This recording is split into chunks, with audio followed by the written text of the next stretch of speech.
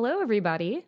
Happy holidays and welcome back to another episode of Perplexity, a mystery podcast. As always, I am your host, Kadra. I have a Christmas-themed episode for you guys today.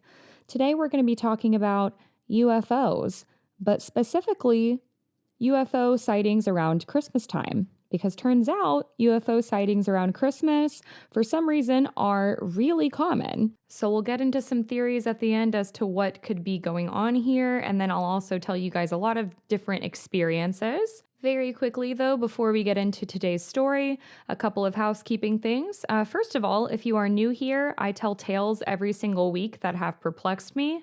So if that interests you and you love a good mystery that leaves you perplexed and leaves you wanting more, be sure to hit the subscribe button and the notification button, like this video if you're watching on YouTube, or if you're listening on a podcast platform, you can always add this show to your list. And if you enjoy, please leave 5-star reviews on Apple Podcasts or Spotify. It helps so much. Speaking of reviews, I did want to shout someone out who was very kind and wrote out a review on Apple. So the Spookmaster said, "Good for light scares and good times. Love the general spookiness and you have a very pleasant voice." Thank you. Thank you for leaving that review. I really, really appreciate it. I don't think I have a trigger warning for today, which is surprising. I feel like I have them every episode, but if you don't like UFOs, then don't listen to this. But the sources that were used for today's episode will all be available down in the show notes. Year after year, we have a Christmas tradition of driving around neighborhoods and seeing all those lights, taking in the scenery, and how great is it when Christmas decor is synced to music? We love our lights around the holidays, but what about lights in the sky? And why is it that UFO sightings are so common all around the world, particularly during Christmas time? Now, full disclosure, UFO sightings are most popular during the summertime, but if we isolate the events to just being on a specific day, they are the most common around Christmas Day. Now, I've talked about UFOs on the podcast before, but I haven't really talked about what makes a UFO a UFO. Also known as a UAP nowadays. That's technically the more current term, but UFO is just ingrained in my lexicon. So UAP is unidentified aerial phenomena, and UFO, in case someone doesn't know, is unidentified flying object. But I, started to wonder what particularly makes a UFO a UFO. Like, what are the traits? What are the characteristics? And turns out there are what is known as the 5 observables. So I thought we would talk about those first before we get into the sightings. According to Luis Elizondo, a man who ran a small team for the U.S. Department of Defense, there are 5 common traits for UFOs when they're spotted. Luis has investigated military-based reports of UAPs, and he's basically compiled this report over the years from all of these sightings. So first is what Luis calls the anti-gravity lift. Unlike any known aircraft, these objects will defy the laws of physics on Earth with no visible means of propulsion. So it's moving, it's lifting, and you can't see like any turbines or an engine. They lack any wings, and they're often tubular or shaped like tic-tac mints. The second characteristic being sudden and instantaneous acceleration.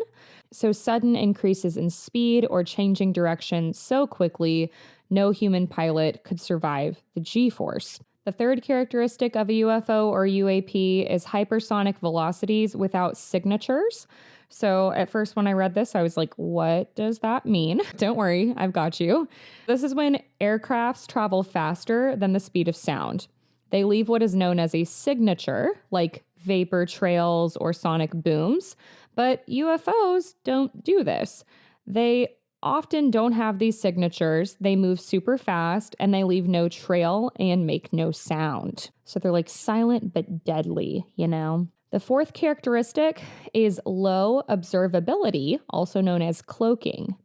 Getting a clear or detailed view of these UAPs is often difficult, and witnesses often only will see a glow or a haze around the object. And last but certainly not least, the fifth characteristic is what is known as transmedium travel. UAPs have been seen moving easily in and between different environments like space, Earth's atmosphere, and even water. So they can bop around to all these different atmospheres, no problem. To recap, the 5 observables to keep in mind are anti-gravity lift, sudden acceleration, moving at hypersonic speed and leaving no signature, low observability, and transmedium travel. On Christmas Eve in 1971, 19-year-old Cheryl Costa, an airman first class assigned to the 1881st Communications Squadron at U.S. Air Force Base in Cam Ranh Bay, Vietnam, was walking west at about 11:30 p.m. down a road that would take her to midnight mass. So she's headed to a late night church service, and at this time, the sky was crystal clear. But suddenly, Costa saw a bright, star-like object zoom from the north across the western sky. So at first, she thought this might be a meteor or a fighter jet. After all, she's at the Air Force Base. But then this bright light began to dance and dart around before heading south at a tremendous speed and then vanishing. Cheryl Costa was very perplexed by this, and she ended up becoming a reporter when she got older. And in 2013, she published an article on Syracuse New Times recalling the details of her UFO encounter, along with a lot of other people's encounters around Christmas. She included the details of 17 UFO sightings all on or around Christmas Day. And while New York has tons of UFO sightings year-round, the sightings seem to skyrocket around the holidays. One of the most noteworthy sightings, according to Costa, comes from Christmas Eve and Christmas Day in New York from 2011. So we'll start on Christmas Eve and kind of go through a timeline. On Christmas Eve at about 7:30 p.m., several people in the Brewerton area described a yellow-orange fireball object flying east to west, very low in the sky. The sky was, again, very clear that night, similar to Costa's experience, and the object appeared to have helicopters following it. Suddenly, this fiery object appeared to come to a full stop before shooting up to the sky at a great speed and then vanishing. Just 15 minutes later, at around 7:45 p.m., a Northport resident observed a bright red object moving silently and slowly across the sky. The object was reported to have occasionally stopped in its motion just before disappearing. A lot of starting and stopping, extreme speeds, and sudden changes of direction, shooting into different atmospheres, shooting into the sky, going really high. Classic descriptions of a UFO. Later, around 9:30 p.m., a Long Island resident witnessed a rapidly moving formation of 6 orange fireball objects ascending. Then, each of the fireballs would wink out one by one. That's how it's described in this article. So it's like it would twinkle and vanish. Around this exact same time, several families in New York City were all standing outside looking at the sky because they were looking at 2 bright orange fireball objects flying above them. The objects would fly for a bit, then they would stop and hover, and then they would fly some more. Finally, the fireballs stopped, and then they would just kind of hover there before disappearing. Not much longer later, another orange fireball UFO showed up, put on another little show, and then again vanished. At about midnight Christmas Eve, a resident of Bleecker reported that a bright red object moved rapidly across the sky. It did some stop and hover maneuvers just like the other UFOs, then moved on and, just kept proceeding with its travel. The person who saw this said that there was local police responding to this and military presence shortly afterwards. So all of that happened on Christmas Eve throughout various parts of New York. And then Christmas Day, more stuff starts to happen. So Christmas Day at 7:30 p.m., 3 Holbrook residents were riding in a car on the Long Island Expressway when they saw 4 golden lights sitting in perfect alignment across the sky. They claimed that the lights were very bright, but when they pulled off at an exit, the objects were gone. Later that same day at about 11 p.m., A wantagh, it's Wantagh. Sorry if I am saying that wrong. Don't come for me. A Wantagh resident heard a visiting friend exclaim, "What the hell is that light?" They went outside to investigate and found two huge, bright orange vertical cylinders directly above them, traveling eastward. So they're similar color to some of the other sightings. They're tubular shaped, which is described in the 5 observables. And after a few minutes, the objects changed their orientation slightly before disappearing. These people reported their whole household felt really uneasy afterwards, which I feel like I would feel the same. It's always unsettling when you see something or hear something that you can't explain. At least it is to me. So to recap, 7 separate sightings, all within 2 days, in various parts of New York, and a lot of these sightings involved groups of people. It wasn't just individual people calling in. I feel like that makes it more credible. These guys definitely saw something. There were also several more sightings in New York in 2012, and some others Costa mentioned went all the way back to 1999. But I just thought I would focus on these 2011 sightings since most of those seem to be really credible. But feel free to check out those other sightings in the show notes if you want to learn more. So now we're going to go to Canada. Similarly, in Winnipeg, Canada, there is a ufologist named Chris Rutkowski, and he's been studying holiday sightings for over 3 decades. Rutkowski is the head of Winnipeg-based ufology research, and a lot of his studies have focused on the phenomena of the influx of UFO sightings that happen around Christmas. According to Rutkowski, 75 known sightings have occurred on Christmas Day in this area. There's a common theme in these sightings of seeing floating red lights followed by a string of white lights. Some people have theorized that this could be Rudolph the Red-Nosed Reindeer, which I love. Rutkowski did note that there are still more cases in the summertime, but it's interesting that there's so many sightings, particularly on Christmas Day, Christmas Eve, and just after Christmas. Rutkowski told CBC, quote, "Most were simply lights in the sky. And yes, some were of a single red light flying overhead, followed by a string of others. But others did not seem to have a reindeer explanation," end quote. So one of the most famous sightings reported in Canada comes from 1996 in Yukon. This happened a few weeks before Christmas, though, on December 11th. But I thought it was relevant to mention because there is a Santa Claus element. So there's this man in Yukon that was watching TV when he noticed a long row of lights moving in the distance through the window. He thought it might be a 747 jet, but when he went outside, he realized that what he was looking at was making no noise. It was completely silent. He saw 4 big balls of light all in a row that were reddish yellow with a little bit of a blue hue to them. And on the outside of this row of lights were smaller lights that were orange and green. The man is like, "What the hell is this?" So he calls for his family, and his partner and his kids run outside.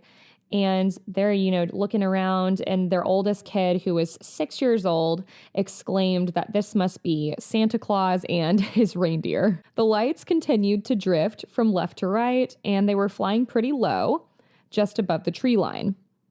There also appeared to be white sparkles dropping away from the base of the larger lights, which sounds like fairy dust to me, or something enchanted. More than 35 other people reported this object as well. Later on, the Canadian Space Agency would claim a rocket booster was around the area, attributing these sightings to this. But I don't know. I like the Santa Claus and his reindeer story better.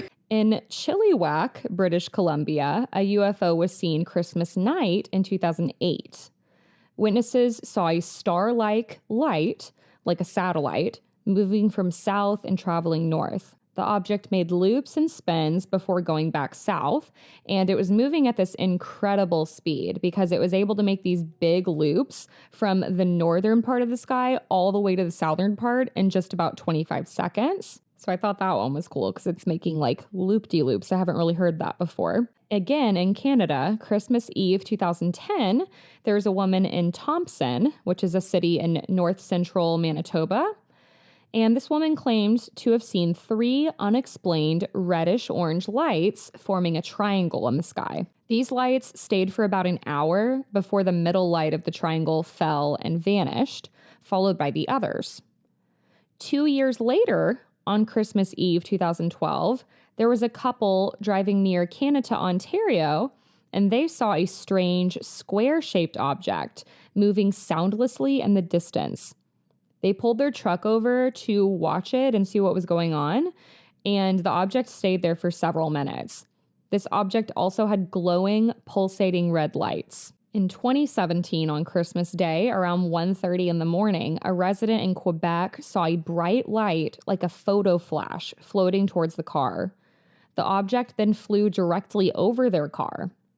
The object appeared to be triangular, and it had 3 turbines below it. The object got so close to this person's car that they could make out the turbine's spokes, which seemed to be made out of metal or steel.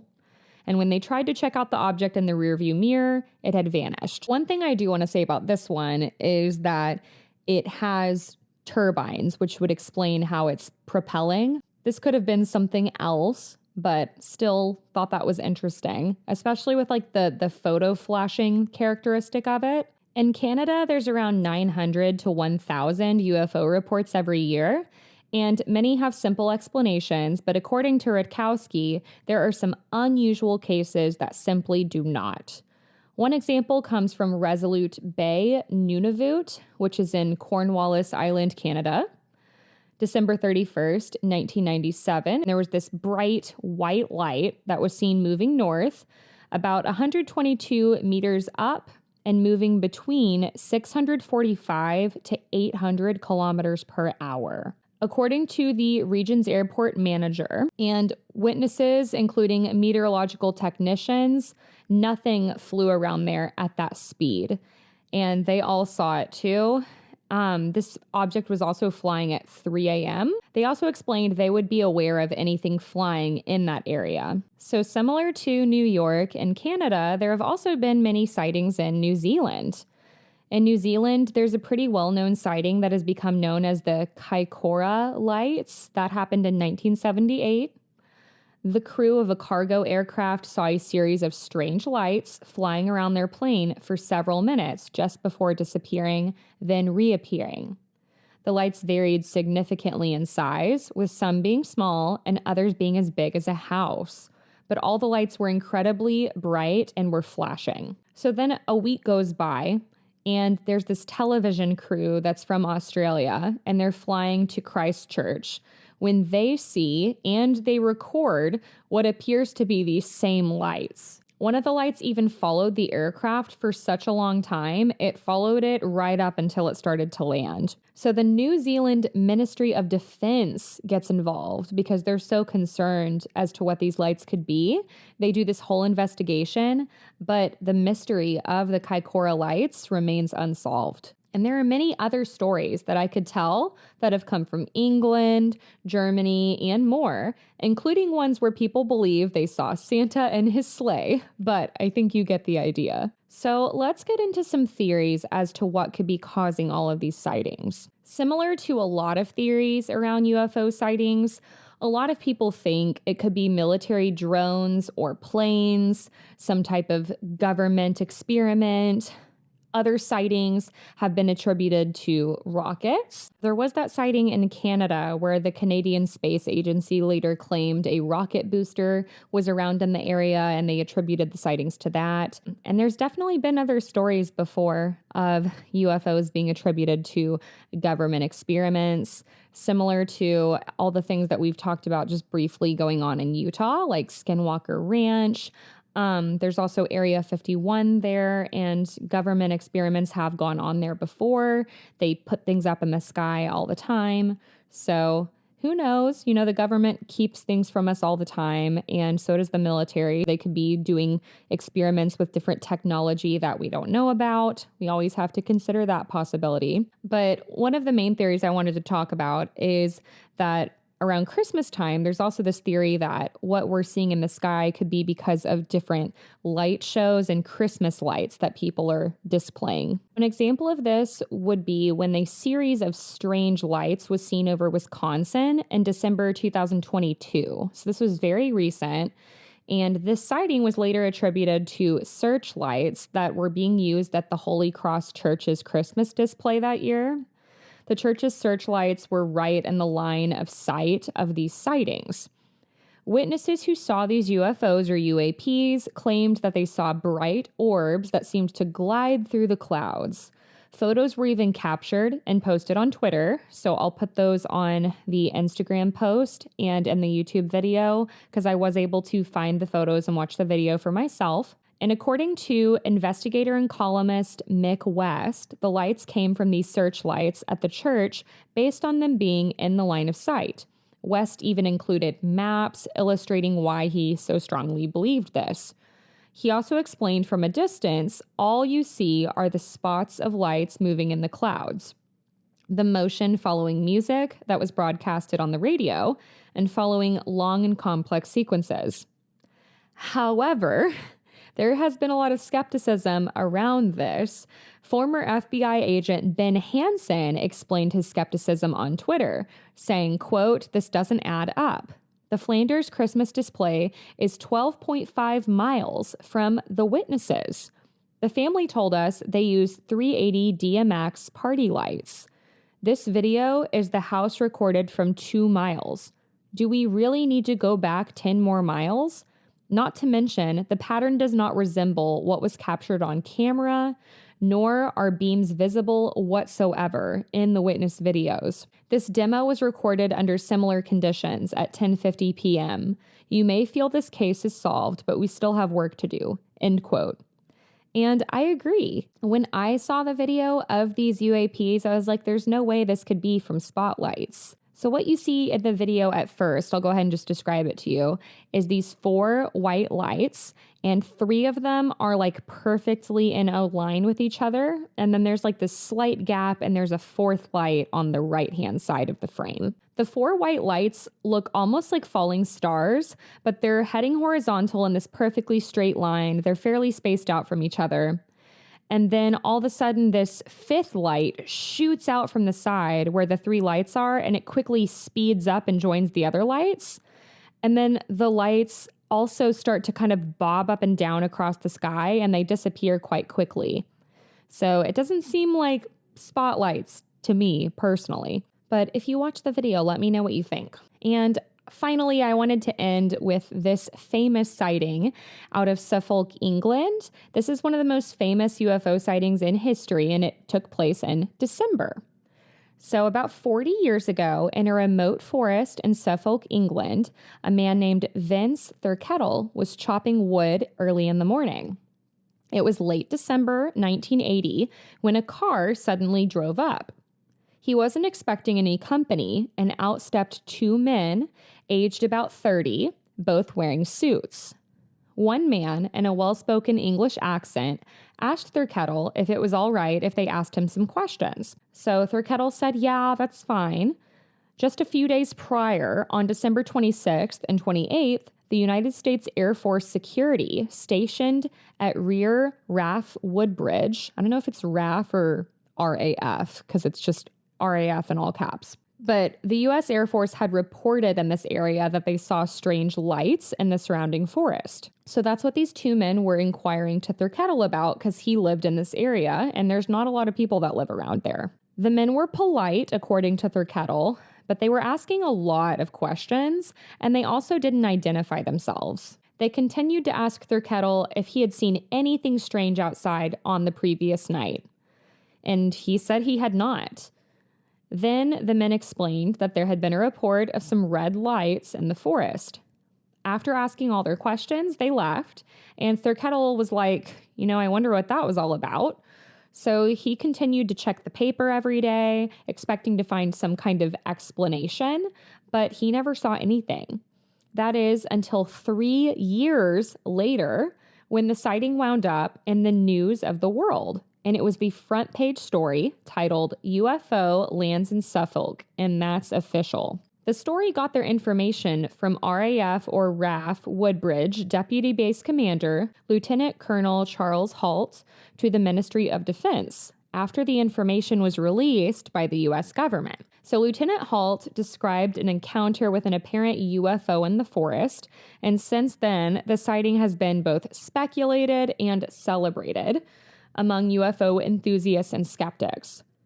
And today, the Rendlesham Forest, where this took place, even has a UFO trail that you can tour, complete with a life-size replica of a flying saucer. Gotta love capitalism. They make everything into a business. UK authorities claim they had no idea about the sighting in Rendlesham Forest until they saw the memo in the news all those years later. But the memo wasn't written until after Vince Thurkettle received a visit from these two strange men. So this would indicate someone must have told the men what was going on before. And only after the men visited Thurkettle were rumors spreading in the area about UFO sightings. Vince eventually figured out where the sighting took place, but being country born and bred, he claimed everything appeared normal. So he goes to this area and he's looking around, and this is how he would describe what he saw. Quote, "It was an absolutely normal glade in the forest with 3 rabbit scrapes, and they're all carefully marked. That happens to be roughly in a triangle. I mean, there was a ring of sticks around it, marking it. And I think fair dues to the Americans. If they'd been out at night and saw a light and came back in daytime looking for something, I could totally understand why they said this must be it. It was a completely natural glade. And they've said things like there were broken branches. Well, the forest is full of broken branches. They saw burn marks on the trees. They said, obviously, there's heat radiating out from a spacecraft and it burned these trees. But it wasn't. It was one of the rangers, Bill Briggs, with an axe." End quote. So Thurkettle's not buying this whole thing, and he theorized that it was a beam from a nearby lighthouse that people had seen that night. This sighting allegedly was in the only part of the forest where it's possible to see the Orfordness Lighthouse. And this lighthouse has since been torn down, so the lights in Rendlesham Forest remain a mystery. And the other mystery about this is, who were these two mysterious men? There have been people who believe that Vince was visited by none other than men in black. Journalist and academic Dr. David Clark believes it's most likely, though, Thurkettle's visitors were local newspaper reporters who had possibly learned of the incident from local police. You know, if it's a small town, people talk, people get curious. But they were both in nice suits. Maybe they wanted to appear official and then just get the gossip. Or maybe they were trying to keep something under wraps. However, the original sighting, which allegedly came from the United States Air Force security guards, has not been fully explained. One of the guards who claimed they saw this UFO that night was John Burroughs. He claims he first saw a beacon in the distance in the forest that had green, red, orange, and white lights. So him and his friends headed that way to investigate when they suddenly saw a white light silently explode, and then a red, oval, sun-like object appeared in the clearing. The object then lifted up through the trees and shot back towards the coast. John Burroughs recently published a new book, Weaponization of an Unidentified Aerial Phenomenon, in which he outlines research that he says shows the incident was caused by experiments in harnessing energy fields in the forest. Burroughs claims that the lighthouse was emitting these electromagnetic frequencies towards Rendlesham Forest in order to study the energy field for different applications, including military use. Burroughs figured it was some sort of plasma that could be a form of intelligence. And when the memo of the sighting became public, none of the radar stations reported anything unusual on their logs over Christmas holiday. There was nothing seen on the radar of any kind. There are other people who believe the U.S. may have recovered a Russian satellite and that this sighting had something to do with Americans or the Russians or the Cold War. Others have pointed out how little information there is about this incident to the public eye. Perhaps there's some type of conspiracy or big cover-up going on. It seems not all of these sightings from around the globe can be so easily explained. It's also still unclear what's causing an uptick of sightings around the holidays. But whatever the case, these stories are certainly perplexing. And those are just some UFO sightings from around Christmas time. So what do you guys think about all these UFO sightings? Do you think that they have any credibility? Do you have any theories about why there are more UFO sightings around Christmas time? Have you ever seen a UFO or seen one on Christmas? Let me know. I would love to hear your UFO stories if you have one, and you can always send listener stories to me in my Instagram DMs, or you can email me at perplexitymysterypodcast@gmail.com. Thank you so much for listening to today's episode. I hope you enjoyed it. If you did, tell your friends, tell your family, tell the world. Get on Apple Podcasts or Spotify and leave a 5-star review. You all are amazing. I hope you have a great week, and I hope you all stay safe. I will talk to you next week, and be sure to tune in next week because I'll have another Christmas episode and you don't want to miss it. Bye.